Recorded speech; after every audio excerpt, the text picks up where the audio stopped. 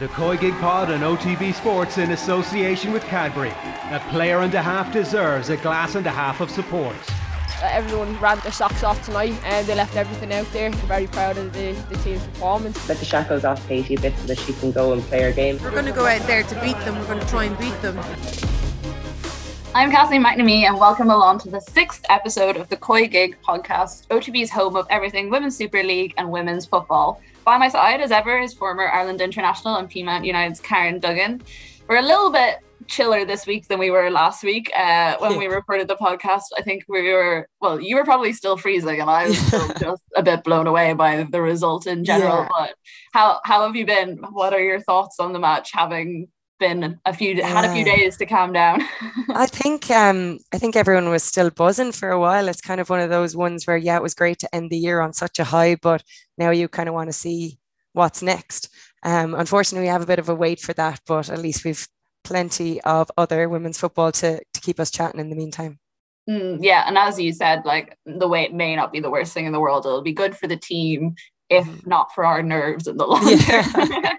And the COYGIG Pod at OTB Sports, in association with Cadbury FC, official snack partner to the Republic of Ireland's women's national team.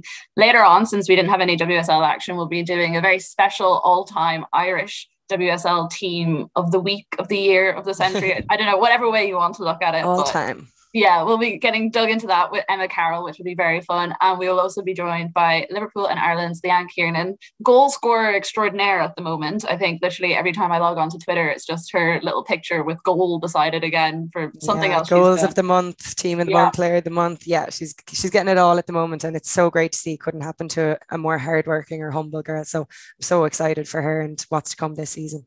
Definitely really looking forward to chatting to her later. But I suppose we'll get dug into the main match that was this week, which was the FA Cup final. I was actually at Wembley for it, which was really fun. It was my first time ever at Wembley. Yeah. There was a really, really nice atmosphere around the place. Less so from the Arsenal's half of the ground towards the end of the match. I can imagine the atmosphere got dampened on that side of the house pretty early on in the game, which I was a bit shocked, to be honest. Yeah, very much so. Like, they were definitely the louder contingent before the game started, and then just very quickly went quiet. I mean, I don't think I've actually seen Arsenal play that bad in so long. Like, they didn't have a single shot on goal, not one. And you have a player like Vivianne Miedema in your team. It was a complete to be fair to Chelsea, like, they did the work, they did their job, but Arsenal just had no answers to it whatsoever. Yeah, what do you think that was? Was it the occasion? Like, these are big name players. Like, what do you think went wrong for Arsenal on the day? Jonas Eidevall was asked this afterwards, and he said, do you think that Arsenal suffer from, like, kind of big stage fear? And that but I don't actually think that was it on the day. I think it was all Chelsea. It was all Chelsea. Chelsea were so well prepared. They were so well drilled every single time. Like, they kept switching up their formation. They had every single individual player was amazing. I mean, Erin Cuthbert, she was on Katie and also on Beth Mead at various different points. The only time actually that Arsenal had any success was when they swapped those two around for a little bit, but she was incredible. Chelsea should have had about 4 goals in the first half if it wasn't for Zinsberger and for the post. There was one point where she, like, punched the post, and I was like, don't do that. That is your best defense right now, is that post. Yeah, that's so unusual to be saying, because we've watched a lot of Arsenal this season and they don't cough up chances easily. So yeah, we say that it obviously Chelsea played massively well, and they've obviously got, we'll say, the best coach. We're looking at it now, like, if she was able to master plan this kind of game, that's huge for her and for the team and going forward what they'll have. But yeah, obviously there was a little bit on the nervy side, or something didn't quite click for Arsenal on the day as well, because we don't see them concede that many goals. No, we don't. And the other thing as well, the one thing I have thought about Arsenal this season is that it does sometimes take them a bit of time to, like, build into a game, to kind of settle into it. And definitely at the start of the second half, obviously Sam Kerr got that goal about 10 minutes into the second half, but up until that point they were actually looking a lot more confident on the ball. They weren't, taking random shots. Like, they really struggled to even get past midfield in the first half. And I remember there was, like, one point where Miedema had the ball and she just did this completely random shot that ricocheted off the defence and didn't go anywhere. But it was so unlike her not to like try and attack and take on the team. And Chelsea's press was incredible. But at the same time, they weren't doing that thing that Arsenal have been better at doing this year, which is holding the ball, working it out, trying to get players like Mead or whoever it is into good positions. And even things like their set pieces, you know, a lot of the deliveries were kind of low and short. And I don't know, was that on purpose? Because obviously Chelsea have the likes of Millie Bright, who's great in the air, and she, whenever the balls were floated in, she was very good at defending them. But it didn't click at any point, and I think it was very obvious from the first few minutes in that it was going to be Chelsea's day and not Arsenal's, because they just didn't know what to do with them. Yeah, and maybe it's kind of the big game experience has kind of helped Chelsea to this point as well. Obviously they had a Champions League final last year. It's hard to win those big kind of cup games, those big knockout games, and they maybe just have that little bit more experience and that little bit more confidence. And they obviously would have had the bit between their teeth after that first game of the season, which Arsenal just pipped them. So it makes for a very interesting return leg in the rest of the WSL between the two, because will Arsenal bounce back? They've obviously suffered a heavy defeat to Barcelona during the year, but they bounced back. So it'll be a big test of their character, and also Chelsea, can they kick on again? It'll be really intriguing. It definitely will. And I will be surprised if Arsenal actually do manage to take the next WSL match off Chelsea. Even if Arsenal do play better, I just don't think they have the answers to Chelsea. Obviously, that like first game, Chelsea were missing Kerr and Kirby, and they were absolutely essential to everything. And again, it was so weird to watch because Fran Kirby was just basically walking balls into the box and no one was stopping her. And I was like, am I the only one? I think someone should be marking Fran Kirby or Sam Kerr at some point, but they weren't. But I think what will be big for Arsenal this week is the Barcelona game on Thursday, because to suffer that sort of all-round comprehensive defeat and then have to go play a team who are easily possibly the best team in Europe at the moment. And are better than Chelsea probably as well, is a daunting task, and it'll be interesting to see how they manage it. I have a fear that it might not be well, judging on how Sunday went, but it's interesting. And I think looking at that group, no one ever really expected Arsenal to beat Barcelona, but I don't think challenge them more. Perhaps, the comprehensive defeat, especially after what Chelsea had gone through, I think we expected a little bit more. Yeah, so maybe it's time to look at maybe the defensive setup. We've spent so long praising how they are in attack, so maybe there needs to be a bit of a role reversal and just look to lock up shop early doors. And it'll be interesting to see how Jonas Eerdeveld manages that one. I think so. Like, you can clearly see that they are really missing Leah Williamson. I think it was quite difficult because at times Arsenal were pushing up quite high, and especially like Noel Maritz on her side, and then leaving Jane Beattie and Lotwood Moy with absolutely no answers. Now, I'd say that was a game both of them will not want to watch back for a very long time, because they both played pretty poorly, but they had very little support a lot of the time as well, which was hard. And they just didn't have the speed to take on players like Kirby and Kerr, who on their day are the best. I mean, Emma Hayes said it herself. She was like, I think she listed a number of players, and she was like, that was Fran Kirby's best day in a Chelsea shirt, that was Erin Cuthbert's best day in a Chelsea shirt. And she said Sam Kerr is the best striker in the world. After seeing her in the flesh in Wembley, I know she played in Tallaght Stadium and she was kept scoreless, so we'll just slip that one in there. But looking at her and her movement in a game like that, to be able to put on a performance like that, would you be in agreement with Emma Hayes' estimation of her?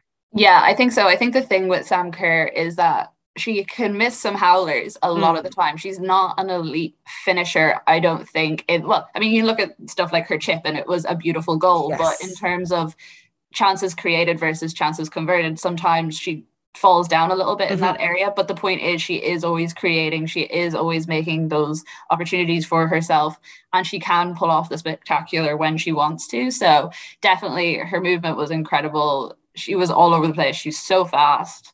We'll certainly say she's the most entertaining striker in the world. So. Yeah, definitely the most entertaining. I think she was just fun to watch, and she looked like she was enjoying herself, which, you know, as someone who's watching a game, that's always fun. That must be a nice feeling in Wembley in front of 40,000 people, to just be having a bit of fun with it. Yeah, and it was a really nice atmosphere, and there was a nice ceremony about the day. Obviously, it was the 50th anniversary of the FA Cup and also the 100th anniversary of the English FA banning women from playing football. And you did have a moment sitting there. I was like, I'm sitting here as a woman writing about women's football at the home of English football. And 100 years ago, someone was writing a law saying that I shouldn't, never mind, not even on the pitch, I probably wouldn't be allowed in the room. So it was really nice. And I'd say there was definitely a good few young Chelsea fans fully converted after seeing Sam Kerr, and also just the joy that their team played with and how effective they were. It was clinical, and I think Emma Hayes was very smug with herself afterwards. You could see she wasn't deserved to be. Yeah, she wasn't holding trying back to with her hide it celebrations. at all. She was delighted, and rightfully so. Like, it was a massive achievement when you think of the domestic success that she's led Chelsea to now in the last year. Like, it's unprecedented almost. Yeah, now she just needs to tackle the European stage, which they have against Juventus this week, which will be interesting because obviously Joe Montemurro, old Arsenal rivalry there, and also the fact that Juve have had a very good Champions League. They had that big win against Wolfsburg a couple of weeks ago, which makes that group very interesting. So I don't think there will be too many tired legs, to be honest, after the weekend, because as effective as Chelsea were, they were given a lot of leash to run around. So it should be a good matchup, but I think Chelsea will probably pip them in the end. Yeah, definitely. If you have any questions, comments, thoughts, why it was that Arsenal imploded at the weekend, can they actually beat Barcelona, then please do get them into us on Twitter at @offtheball using the hashtag OTB COYGIG. So we gave our resident football expert Emma Carroll a bit of a break last week when it comes to picking teams and having all those screens put up, but she's back this week, and we have a special edition because once again we don't have any WSL. We're still on the tail end of FA Cup and international break. So Emma, thank you so much for joining us. I'm really excited about this. I think when I was looking at it, we're going to do a Irish top starting team, all-time greatest, have played in the WSL. A lot of these people are the people that like I looked up to and probably got me into football and got me into watching the WSL. So it is exciting. But do you want to give us, I suppose, a little bit of an insight into what criteria you were looking for when you picked these, and also who your team is? The criteria is probably fairly loose.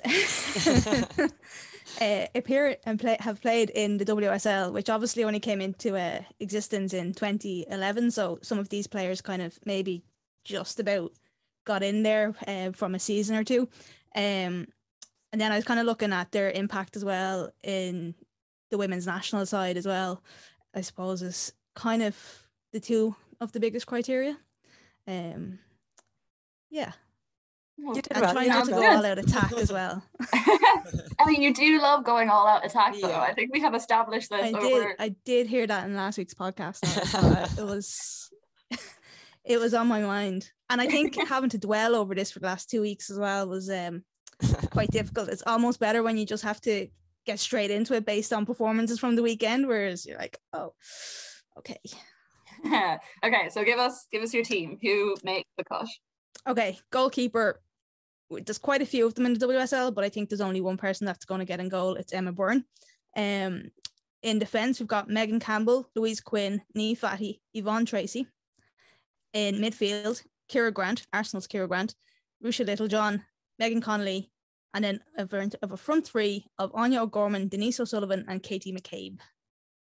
I mean, I wouldn't be saying no if that was our kind of starting team. It's not that far away from it at the moment for the internationals and stuff. For you, out of that squad, like who's the player that really jumps out? Like who was the one that I suppose had the biggest lasting impact? Well, I think Emma Byrne, like Katie McCabe is probably our present day Emma Byrne. If you think, like, I remember watching them at Richmond Park, Ciara Grant, Yvonne Tracy. That's kind of the days that I remember of going to watch the women's football. First of all, my granddad going, oh, there's a women's team playing down the road. Let's go. Great. So yeah, I think, and then she won the Champions League. Like, who else has done that? Like Steve Finnan has done it from male point of view. Roy Keane, Damien Duff. Is there many more? I can't think of many. Like you say, growing up, that photo of the 4 Irish girls together in the Arsenal pick is one that really kind of stands out to me. Like I've pictures of myself with Yvonne Tracy from like the Gaynor Cup, and I looked up to her so much, and she actually played beside me. I made my certain debut for the Irish team left full, and she was playing left centre back, and she's such a clever player, such a good leader, and she has just so much experience. And you still have that with Niamh Fahey today. Obviously she also played for Chelsea. She's had an illustrious career really when you think about it, now doing great work as captain of Liverpool. So I'm looking for something to argue with you over, and I'm actually struggling. I'm a bit annoyed. Maybe you need like a subs bench or something as well. Because one of the names that did pop into my mind that's not there was someone like Stephanie Roach, who I know she wasn't in the WSL for all that long. She was with Sunderland back in 2015. I think injury caused her, that's what kind of derailed her season a bit at that time. But again, when we're talking about the loose context of this team, everything she's achieved, like her goal, it wasn't scored in the WSL, it was the Women's National League, but there are very few other Irish players, male or female, who have had that level of global international recognition. So I suppose that is one of the names that I would throw up as a possible addition. Yeah, she is on, as you call it, my subs bench. And she was probably the one that was going to probably go in if I didn't go for a more defensive player. And then I had Leanne Kiernan as well. Bright young talent, and probably if we came back to this team in a couple of years' time, she'd probably be in there. Or if Liverpool were in the WSL this season, she may get in there on complete recency bias as well with the form that she's in. I think she's definitely one to look out for the future that will hopefully score lots of goals for Ireland as well. Anya O'Gorman had a couple of years at Doncaster Bells, 111 caps for Ireland. She's still top goal scorer in the WNL here. Couldn't leave her out, and I'm so glad that Denise O'Sullivan went on loan last season to Brighton as well, because it meant that I could get her in there as well. Because I think you want to get her on any team you can. Like even if she played 3 minutes, I'd be agreeing with that. I'd be like, I had to do like a double take when I saw her name, because I was like, wait, like last year was such a blur that I was like, when was she in the WSL? If the question for both of you, so if we were to take this team now and say they're all playing at like peak of their career, their prime, it's not a case of having players like Emma who've retired and Katie who's still playing, and entered it into a World Cup qualification or an actual tournament. I suppose, do you think we would qualify for the World Cup? And if so, do you think we would get anywhere? That's a pretty decent team. I would hope we would qualify.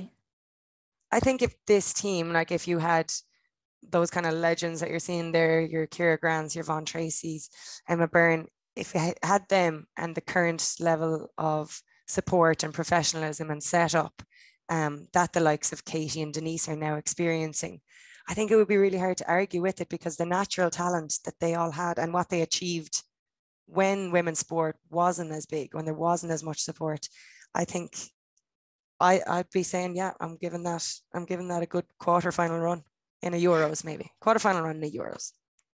Pretty decent. Being really optimistic there, but like, well, you can't argue with it because it'll never happen. I mean, who knows? We had Emma Byrne on last week, and I feel like we could probably swing her around coming back into the setup in some way. The rest we can work on throughout the next couple of weeks of the podcast. No, it is. I agree. I do think it would definitely qualify us for a major tournament. I think a lot of the players that are there, who are the ones that we don't see competing at the moment because they've retired or whatever, fill a lot of the areas that we're maybe missing in the current squad. You know, goalkeeping is one we've talked about. Strong in many areas. And then obviously if you just, I mean, you'd be delighted, Karen, if you just had Katie doing full on attack of the this is the best team I've seen in weeks. Get her up there.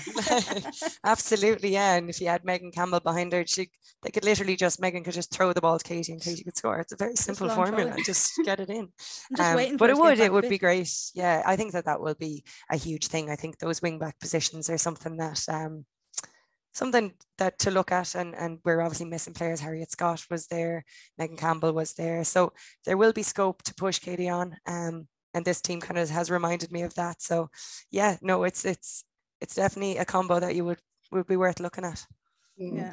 Emma, I'm going to put you on the spot a little bit here. So we've heard multiple players come on the last couple of weeks and asking, when's Karen coming back? When is she getting back into the national setup? But if Karen was in the WSL, would she make this team? Yeah, of course. Okay.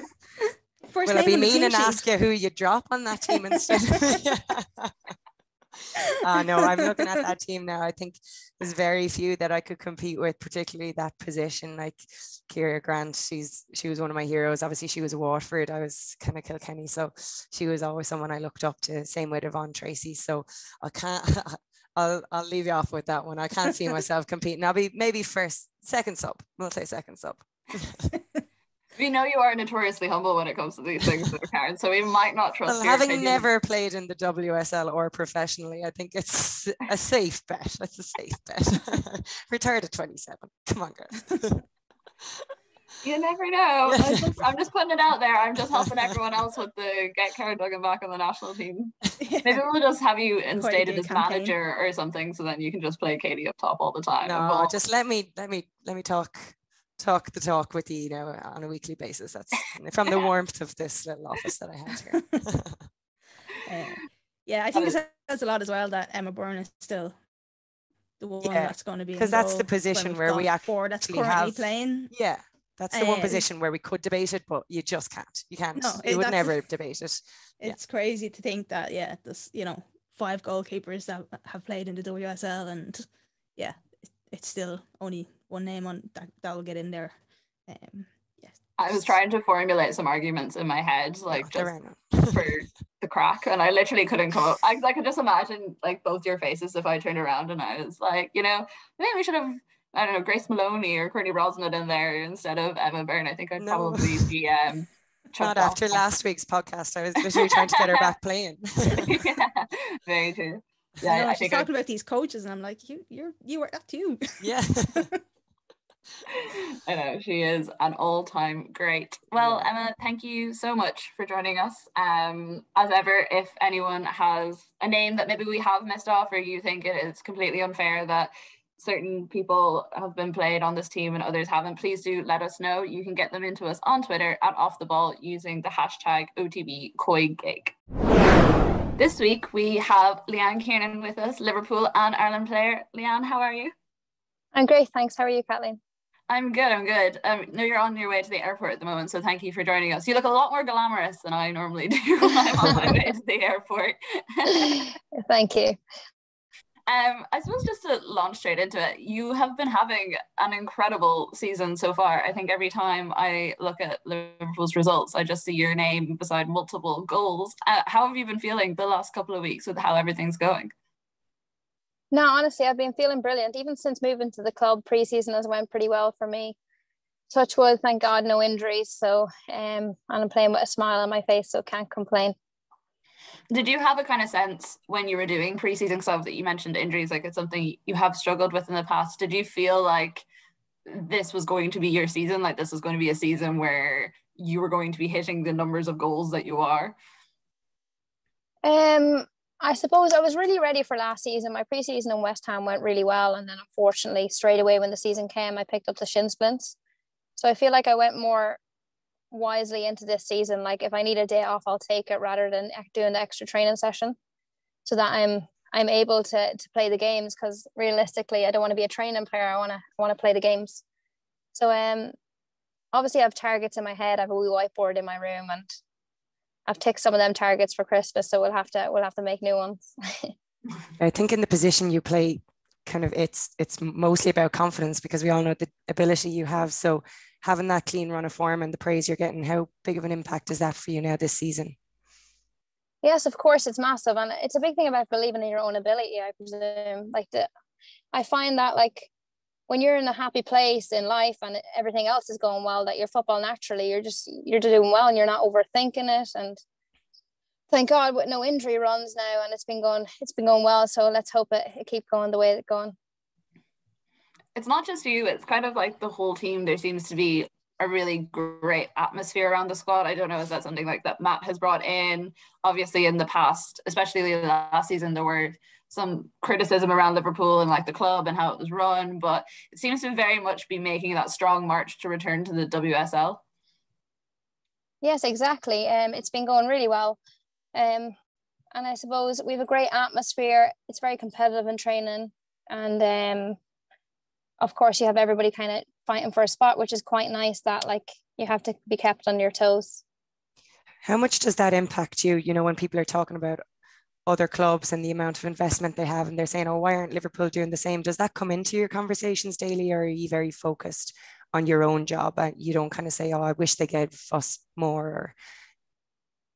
I just, listen, I came to Liverpool to get promoted and that's my number one aim. So we just keep that in mind and the rest will come. What were the conversations like for you when you were coming to Liverpool? Because obviously that you'd worked with Matt before, you had had the shin splint, so you said you had to take some time off. What was it that drew you, and what was he saying to you? I want you on the squad. This is what I think you can do. I suppose he was pretty confident. He's known me for 3 years now, and actually 4th year now. And he believes that if I didn't have all the injuries and that I'd be a pretty good player. So he had that bit of faith in me, which is quite nice when you're out for a season and then for somebody to come and pick you again. It's quite a nice compliment to have. And I have a good relationship with him, and he's kind of like family away from home too, which is quite nice. And he always creates a great environment around the team, which I'm about to. Yeah, speaking of kind of the environment around the team, you obviously have a couple of Irish compatriots in there. How much does that help? Or even kind of like the English, Scottish, Welsh vibe, you probably have more of that now at West Ham or at Liverpool than you did at West Ham. Has that kind of helped you adjust a little bit better? Yeah, no, it's been brilliant. It's obviously great having the likes of Megan, Fahy, even Colin, our S&C coach. He's only from up the road from me at home. So it's quite nice. And just everybody gets the crack. It's good fun and training and a bit of slagging and everything. So it is quite good. Can't beat a bit of slagging around the place. It's like whenever I moved over to London first and I'd hear an Irish voice, I'm always like, where are you from? Where are you going? Where? Yeah. You don't have to go far, to be fair, to find people. They are always very, very close. And on that Irish side and like the Irish connection, obviously the team has had a couple of like really big matches with the World Cup qualifying. How do you feel about whenever you see yourself performing at the level you are with Liverpool and putting in the goals you are, how does that feed into your confidence when it comes to like the Ireland squad? Of course, the last 2 camps I've been going in pretty confident, really trusting in my ability. Unfortunately, the last camp when we played Sunderland just the day before we went in, and I picked up a bit of a knock on my hamstring, which wasn't ideal because I was really looking forward to going in and playing them 2 games. As we all know, it's a massive kind of qualifying, and we have a great opportunity to qualify this time. So but of course, like when you're scoring goals at club and you're going into your country, you're feeling pretty confident. Yeah, I think they obviously missed you in the last camp as well. Just the option you gave and the pace you give. So we're looking forward to getting you back in there. How has the kind of transition been? You're a very young player, but you've had a few different managers now across from when you played in Ireland through the Irish international teams and now in England. How much does your relationship with the manager affect you? And you obviously have this understanding now with Matt where he doesn't push you beyond your limitations and it's reflective in your game. How much did that maybe affect you in the past, or how much would you have said, okay, I'm just going to deal with this hamstring strain and go into camp and possibly make it worse, but I won't say anything? Is that just maturity, or is it building the relationships with your managers? I think it's definitely a maturity thing. Maybe last year I would have went in, kept training, then be out for 6 months. Where when you're out for them 6 months, you're really wishing you never went in the first place. So I think, it's definitely maturity. And I have an understanding with Matt, like my shin splints, I was out for a year. They're not fully gone. I flew to Dublin several times in Santry to kind of try to get them sorted. So it's constant, like 45 minutes prep before I get on the pitch, just so I've loaded them well. I can't train on Tuesdays where the whole team can, which is obviously not ideal when you're 22, but if it's working for me now, I quite like that. So, and obviously you get wee knocks like hamstrings and that, where you just got to be smarter. Like I've definitely matured up from the last few years of being injured and in and out of things. So yeah. Do you think that maturity came like while you were sitting around not being able to play? Like psychologically, how did you deal with that side of things? Honestly, when you're sitting in a gym for 6 months straight and all you can only listen to so many Justin Bieber songs, you kind of you do anything to leave it. So Yeah, it's definitely just the thing of knowing your own body. I think a massive thing is there's no point pushing yourself in training to do another session when realistically, if you do 3 sessions in the weekend that suits your body and you can perform the weekend's the most important time. So you want to be as fresh as you can. Is that when you're looking at, like, say, talking about knowing your body, knowing like the limits to push it to, it's something I've talked to like quite a few athletes about, in the sense that, especially I suppose from the women's side of things, it's not always something that you're told. Like you kind of are told to like push through things, it's fine, just like keep going. Do you think there is a little bit of a change around attitudes? Because you're definitely not the first player I've heard say like, I just played through the pain. I mean, even I was at the FA Cup final and I saw Sam Kerr literally just take a handful of painkillers in the middle of the match and just keep playing, and she was obviously in pain. Worked out quite well for them in the end. But do you think there is like a better acceptance of like, we need to listen to bodies a little bit more, we need to make sure that that's part of the coaching and part of the weekly structures that are more flexible? Yeah, I think number one thing is knowing your body, and it's definitely a maturity. Like, as I said last year, I wouldn't have stopped, and it's kind of Irish mentality. You put a bit of that magic spray and a bit of water over it, you'll be grand, run on, which it works, but not when you're in a professional environment expected to give 100% every single day. So I kind of learned that if I'm not able to give 100%, like, I need to just sit out and be ready to give my 100% the next day. Yeah, it's hard to shake that Cavan GA mentality that you grew up with, the old magic water I know, and the honest spray. to But God. no, it's great to hear that you are doing that now. I'm big fan of the magic spray all the same myself. But no, it's not bad, is it? Yeah, big time. But yeah, how was the move from London to Liverpool? They're quite different places, but I suppose they're both cities as well. Like, how much does the environment affect you? You're obviously a Cavan girl, but you played for Shells as well, so you've had a taste of both kind of lives. Which is, do you prefer, the city living or the little bit the quieter stuff?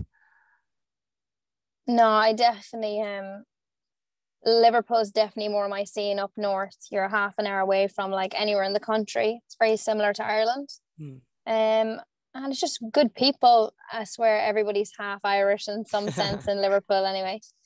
So no, everybody's very, very nice. And it's not even that in London, but I feel like in London everybody's there to work, get on with their day, and then get out of the city.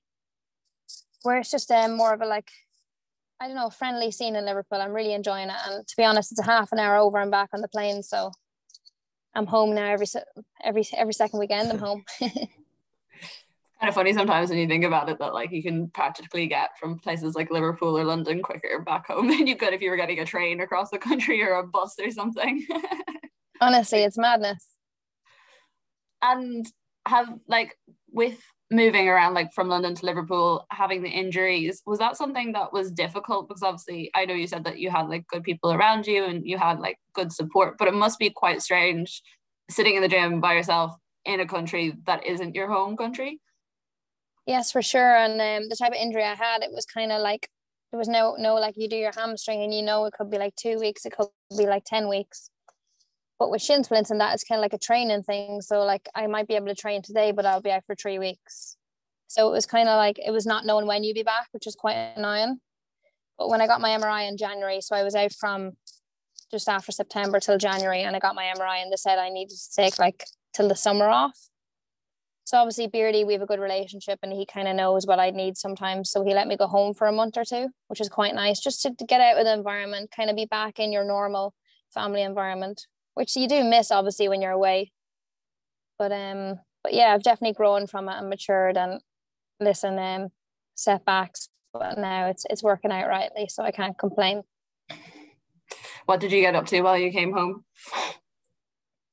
So I brought one of the girls from Liverpool, my roommate came home with me, and a girl that I met in West Ham from London. So we went to see the farm, made an appearance on the farm, and just being around the family, some of the animals, and introduced them to some of my other family and excuse me, and my friends. So it was quite nice, just so they get an idea of what it's like where I'm from, and kind of get a picture of it. They managed to get a few hours on the farm out of you while you were there. Yeah, exactly. Yeah, And we just they wanted to see Temple Bar and see what Dublin's about. I'm not a massive expert on this type of area, but I'll pretend I know it for the day. It's a great thing about bringing people across, because you can just pretend. It doesn't matter. They don't pretend know. You know everything about everything. Yeah. Sure, Leanne was showing me around the Manchester. And Leanne was showing me around Manchester markets the other day. Not a clue where I was going. Yeah, exactly.